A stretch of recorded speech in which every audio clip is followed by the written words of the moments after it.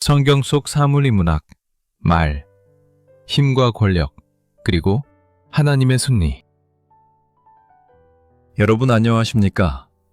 오늘도 하나님의 놀라운 섭리와 인간의 깊은 본성을 성경 속 사물에 비추어 인문학적 통찰을 얻는 귀한 시간, 성경 속 사물 인문학에 함께해 주셔서 진심으로 감사합니다. 지난 시간 우리는 나귀가 겸손한 섬김과 인내, 그리고 예수 그리스도의 겸손한 오심을 상징하며 우리에게 낮아짐과 순종의 미덕을 일깨웠음을 묵상했었죠. 오늘 성경 속 사물 인문학의 새로운 이야기. 이 시간 여러분과 함께 깊이 들여다볼 사물은 인류의 역사 속에서 가장 강력한 이동수단이자 군사력의 핵심이며 오랜 시간 동안 힘과 권력, 속도와 정복을 상징해온 마을입니다. 여러분, 마을이라고 하면 어떤 그림이 떠오르십니까? 아마 대부분의 사람들은 넓은 초원을 질주하는 늠름한 모습, 혹은 전쟁터에서 용맹하게 달리는 기병대, 또는 왕이나 귀족이 타는 위험 있는 동물을 떠올릴 것입니다. 말은 단순히 가축을 넘어선 힘과 속도, 권력과 지배, 전쟁과 승리, 때로는 교만과 허무함, 그리고 하나님의 위대한 심판과 영원한 승리를 상징하는 깊은 의미를 지니고 있습니다. 왜 인류는 오랜 역사 동안 이 말과 함께하며 문명을 발전시키고 전쟁을 치러왔을까요? 그리고 이 말에는 우리에게 어떤 메시지가 담겨 있을까요? 인류 역사 전체, 그리고 성경 속에서 말은 단순히 동물을 넘어 하나님의 창조 질서와 능력, 인간의 탐욕과 전쟁, 왕국의 흥망성쇠, 교만과 좌절, 그리고 예수 그리스도를 통한 궁극적인 심판과 영원한 승리라는 거대한 서사를 아우르는 놀랍도록 깊은 의미를 지니고 있었습니다. 말은 인간의 본질과 하나님의 섭리를 가장 극명하게 보여주는 존재로 자리매김했죠. 태초부터 시작된 하나님과의 관계가 어떻게 이 말이라는 상징을 중심으로 펼쳐졌는지, 그리고 물리적인 말의 힘을 넘어선 영원한 능력, 곧 예수 그리스도의 말씀을 향한 인간의 갈망과 하나님의 약속이 어떻게 연결되는지, 그 모든 이야기가 이 말에 담겨 있습니다. 오늘 우리는 말이라는 이 보편적인 상징이 어떻게 창세기부터 요한계시록까지 인간의 첫 전쟁 수단에서부터 구원의 완성인 새하늘과 새 땅에 이르기까지 인간의 본성과 하나님의 섭리를 섬세하게 엮어내는 주요한 모티프가 되는지, 그 신비로운 여정을 함께 따라가 볼 것입니다. 말에 깃든 하나님의 놀라운 메시지와 그 안에 담긴 인간의 깊은 본성, 그리고 오늘날 우리에게 말이 던지는 영적인 교훈까지, 이 모든 이야기가 여러분의 마음속 깊이 울림이 되고 새로운 깨달음이 되기를 간절히 소망합니다. 우리가 함께 걸어가는 이 묵상의 여정이 여러분의 신앙을 더욱 풍성하게 하고 세상의 혼란 속에서 참된 겸손과 구원의 확신을 찾도록 돕는 귀한 시간이 되어주기를 기도합니다.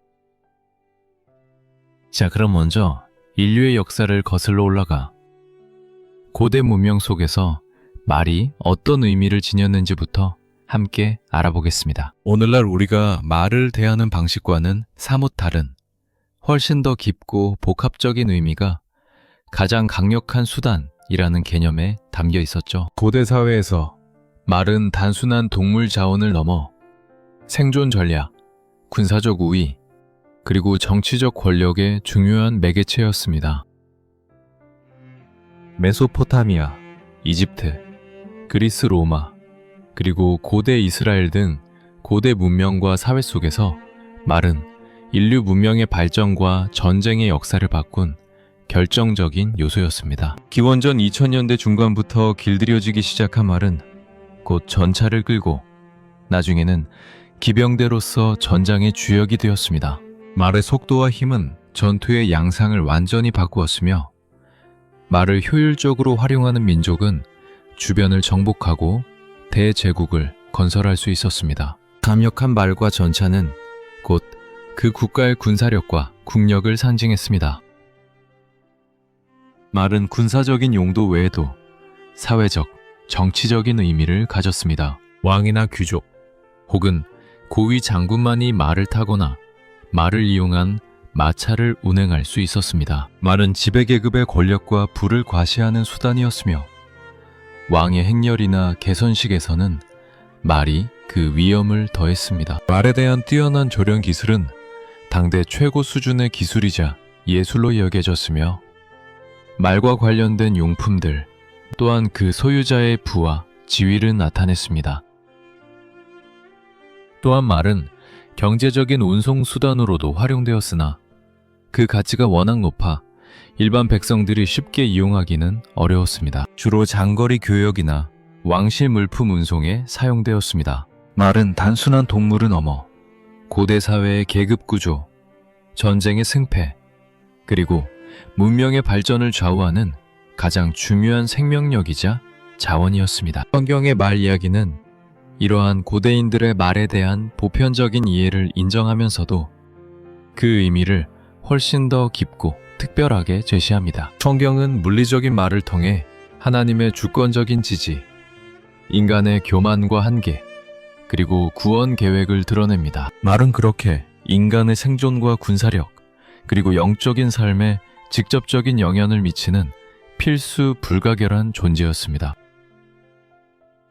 이렇게 인류 문명의 시작과 함께했던 말이라는 개념이 성경 속에서는 어떻게 하나님의 보호, 심판의 도구, 인간의 교만과 좌절, 그리고 구원과 영원한 소망이라는 다채로운 상징으로 피어나는지 함께 알아보겠습니다. 성경은 구약 전체에 걸쳐 말을 매우 중요하게 다루며 그 안에는 깊고 풍부한 영적 의미가 담겨 있습니다. 말은 하나님의 영원한 속성과 우리를 향한 그분의 사랑, 그리고 인간의 연약함과 구원받을 필요성을 깊이 깨닫게 하는 중요한 도구입니다. 성경은 말을 통해 하나님의 속성을 설명하고 인간의 상태를 진단하며 구원의 역사를 계시하는 매개체로 사용합니다. 말은 그 모든 과정을 통해 하나님의 일관된 사랑과 공의를 보여주고 있는 것입니다.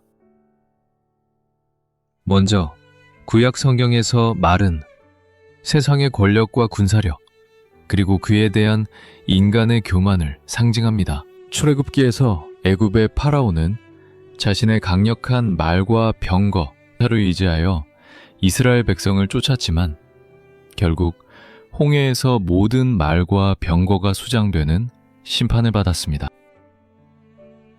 이 사건은 인간의 어떤 군사력도 하나님의 능력 앞에서는 무력하며 오직 하나님만이 진정한 구원자이심을 극적으로 보여줍니다. 애굽의 말들은 인간적인 힘과 교만의 산진이었으며 하나님의 심판으로 철저히 파괴되었습니다. 솔로몬 왕은 막대한 말과 병거를 모아 국방력을 강화하고 대외 정책을 펼쳤습니다. 그의 통치 초기에는 하나님의 지혜로 번영했지만 솔로몬은 하나님께서 왕에게 금지하신 명령, 즉 말을 많이 두지 말고 라는 말씀을 어겼습니다. 이는 이스라엘 왕들이 이방 민족처럼 군사력과 무기에 의지하기보다 오직 하나님만을 의지해야 한다는 것을 깨닫게 하는 교훈이었습니다. 솔로몬의 말들은 일시적인 번영을 가져왔으나 결국 그의 신앙적인 타락과 연결되는 부정적인 상징이 되었습니다. 예언자들은 이스라엘 백성이 하나님의 말씀보다 이방의 말과 병거를 의지하는 것을 강력하게 비판하고 경고했습니다. 이사야 선지자는 어떤 사람은 병거, 어떤 사람은 말 의지하나 우리는 여호와 우리 하나님의 이름을 자랑하리로다 라고 노래하며 세상의 군사력에 대한 의지가 결국 헛됨을 지적했습니다. 선지자들은 하나님의 백성이 육체의 힘이나 세상의 무기가 아닌 오직 하나님만을 신뢰해야 함을 끊임없이 강조했습니다. 그러나 말은 또한 하나님의 위대한 임재와 권능을 상징하기도 합니다. 엘리야 선지자가 하늘로 승천할 때 불말과 불병거가 나타나 그를 태우고 올라갔습니다. 이는 하나님의 초자연적인 능력과 위엄을 극적으로 보여주는 장면입니다. 말은 하나님의 능력과 영광을 드러내는 특별한 도구가 되었습니다. 선지자들은 하나님의 군대를 묘사할 때도 말을 사용하여 그분의 강력한 권능과 영광을 표현했습니다. 스룹바벨의 예언은 말의 군사적 상징성을 평화의 메시지로 바꾸는 것을 예견했습니다. 스가랴 선지자는 내가 에브라임의 병거와 예루살렘의 말을 끊겠고 팔을 끊으리니 그가 이방 사람에게 화평을 전할 것이요 그의 통치는 바다에서 바다까지 이르고 유브라데 강에서 땅끝까지 이르리라. 고 예언합니다. 이는 메시아 시대에는 말로 상징되는 전쟁과 군사력이 사라지고 평화와 번영의 시대가 도래할 것임을 약속하는 메시지입니다. 사랑하는 여러분, 이렇게 구약의 이야기 속에서 말이 지닌 깊고 다채로운 의미들을 함께 살펴보았습니다. 그렇다면 이제 신약으로 넘어와 이 말이라는 개념이 예수님을 통해 우리에게 어떤 새로운 메시지와 영원한 진리를 계시하셨는지 함께 묵상해 보시죠. 신약의 말 이야기는 구약의 예표와 약속들을 완성하고 우리에게 더욱 개인적이고 영원한 구원의 소식을 전해줍니다. 신약 성경에서 말은 무엇보다 세상의 권력과 대조되는 예수님의 겸손, 그리고 최후 심판에서의 예수님의 권능을 상징하는 중요한 이미지로 등장합니다. 예수님께서 예루살렘에 입성하실 때 그분은 왕들이나 장군들이 타던 늠름한 말이 아니라 스가랴 선지자의 예언대로 어미나귀와 그 새끼나귀를 타고 오셨습니다. 이는 세상의 왕들이 군사력과 말을 의지하여 정복의 상징으로 삼았던 것과 달리 예수님의 왕드심이 겸손과 평화, 그리고 섬김을 통한 것임을 극명하게 보여줍니다. 예수님은 말로 대표되는 세상적인 힘을 거부하시고 겸손과 평화의 왕으로 오셨습니다. 요한계시록에는 말이 하나님의 심판과 종말론적인 사건을 상징하는 매우 중요한 이미지로 반복적으로 등장합니다. 내 말 또는 매말 탄 자들은 세계 역사 속에서 일어날 전쟁, 기근, 죽음, 그리고 복음의 확장을 상징합니다. 말, 정복과 승리를 상징하며 처음에는 복음의 승리, 나중에는 적그리스도적 권세의 거짓 승리로 해석되기도 합니다. 붉은 말, 전쟁과 유혈 사태를 상징하며 세상의 평화를 깨뜨리고 분쟁을 가져오는 모습을 보여줍니다. 검은 말, 기근과 경제적 고통을 상징하며 식량 부족과 고통을 가져오는 불평등한 세상을 나타냅니다. 청황색 말, 죽음과 질병을 상징하며 사망이 뒤따르는 황폐한 현실을 보여줍니다. 이 매말은 세상의 역사가 하나님의 주권 아래 진행되며 인간의 어떤 통제도 벗어나는 심판의 징조가 있음을 강력하게 경고합니다. 말은 그렇게 세상의 운명을 예고하는 하나님의 섭리적 도구입니다. 요한계시록 19장에서는 흰 말을 타고 나타나시는 예수 그리스도의 모습이 그려집니다. 또 내가 하늘이 열린 것을 보니 보라, 백마와 그것을 탄 자가 있으니 그 이름은 충신과 진실이라. 그가 공의로 심판하며 싸우더라. 여기서 백마를 탄 자는 세상에 다시 오시는 예수 그리스도이십니다. 이 말은 세상의 정복자들이 타던 말이 아니라 하나님의 공의로운 심판과 절대적인 권능, 그리고 최종적인 승리를 상징하는 말입니다. 예수님은 입에서 나오는 예리한 검으로 만국을 치시고 철장으로 다스리실 만왕의 왕이시자 만주의 주이십니다.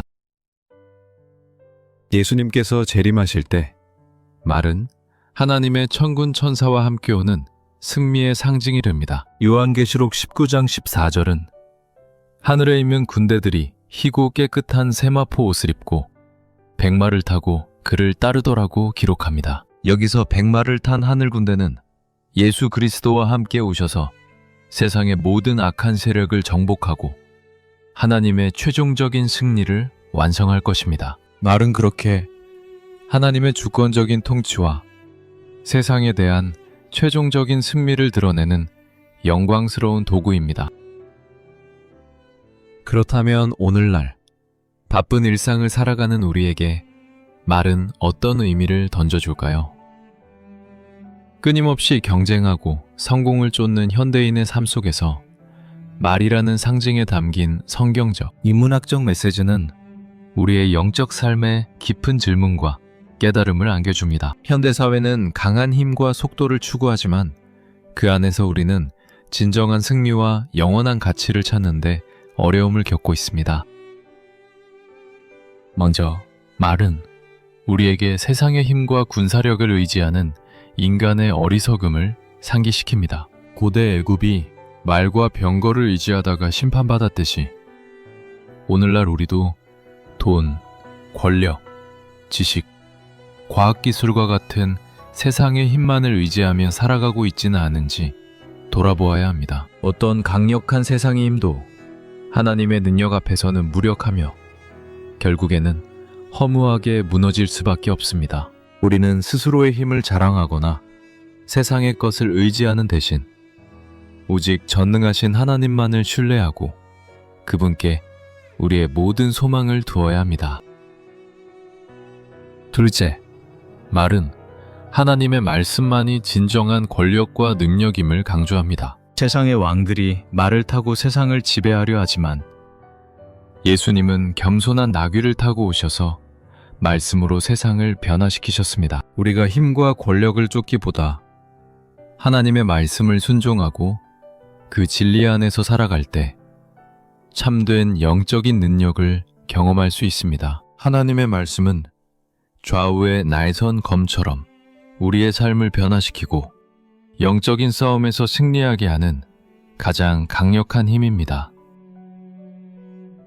셋째, 말은 겸손과 섬김의 중요성을 일깨웁니다. 예수님께서 나귀를 타고 오심으로 세상적인 힘과 권력을 초월하는 겸손의 왕도를 보여주셨듯이 우리도 세상에서 높아지려 하기보다 낮아지고 겸손한 마음으로 이웃을 섬겨야 합니다. 진정한 리더십은 힘으로 군림하는 것이 아니라 사랑과 섬김으로 이끄는 것입니다.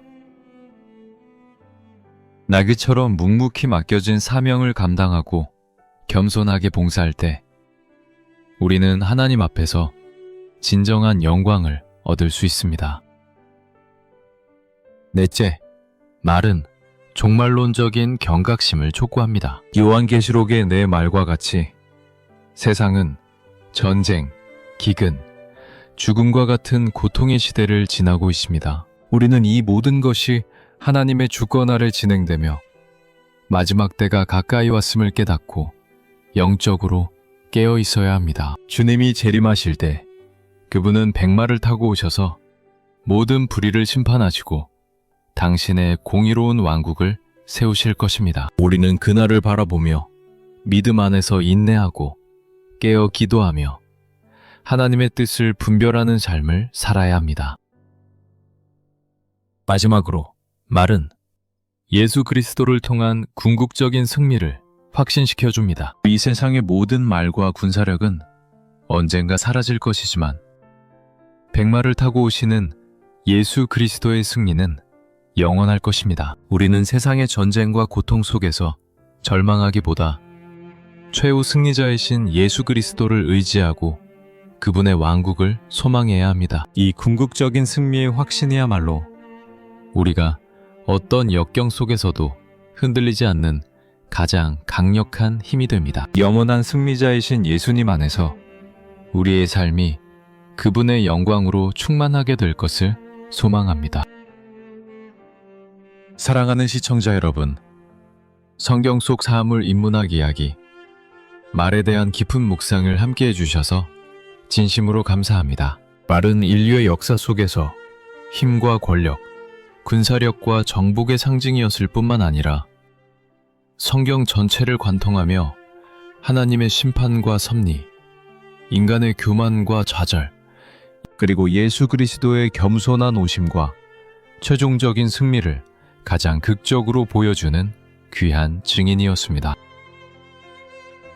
오늘 이 시간 여러분의 영혼에 작은 울림과 은혜가 있었기를 바라며 다음 이야기에서 또 다른 성경 속 사물이 품고 있는 영적 보화를 함께 탐험하며 만나 뵙기를 기대합니다. 이 채널의 귀한 이야기가 계속 이어질 수 있도록 잠시 시간을 내어 구독 버튼을 눌러주시고 이 영상이 좋으셨다면 좋아요를, 다음 이야기도 놓치지 않으시려면 알림 설정을 부탁드립니다. 여러분의 작은 관심과 참여가 저희에게는 큰 기쁨과 힘이 됩니다. 항상 하나님의 평강이 여러분과 함께 하시기를 기도드립니다. 아멘.